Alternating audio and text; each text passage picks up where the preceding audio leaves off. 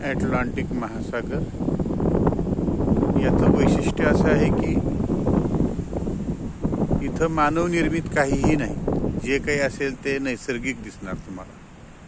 पहा, हे सगळं खाली खडक, समोर समुद्र, कुठेही बिल्डिंग नाहीत, वस्ती नाही, तरीही स्पॉट फेमस झालाय तो म्हणजे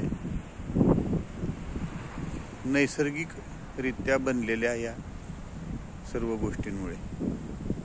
किती सुंदर दिसतं पहा। खाली उतरता येणार नाही, काही लोक धाडस करतात। किती सुंदर आहे बघा, त्या लाटा त्या खडकावरनं कशा येत आहेत।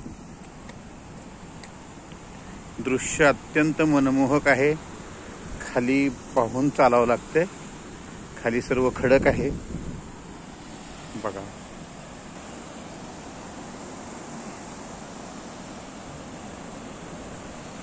समोर बघा, नैसर्गिकरित्या बोगदे दिसत आहेत, खडक दिसत आहेत।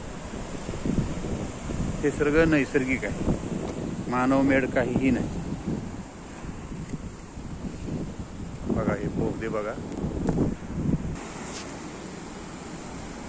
सुंदर स्पॉट आहे, बघण्यासारखं आहे। नैसर्गिकरित्या मोठमोठे तिथं तुम्हाला बोगदे दिसतील। इकडं या साईडला बघा, सगळे खडकं आणि त्याला पडलेले बोगदे आहेत। आणि तिथे जर बघितलं तर बघा, त्या खडकावर पाणी कसं येतं आणि त्या पाण्याचा रंग खूप महत्वाचा आहे। रंग हिरवा होतो, जसजसं पाणी अलीकडे येईल तसं तसं रंग बदलतंय आणि हिरवा दिसतो, त्यामुळे ते अत्यंत मनमोहक वाटतं।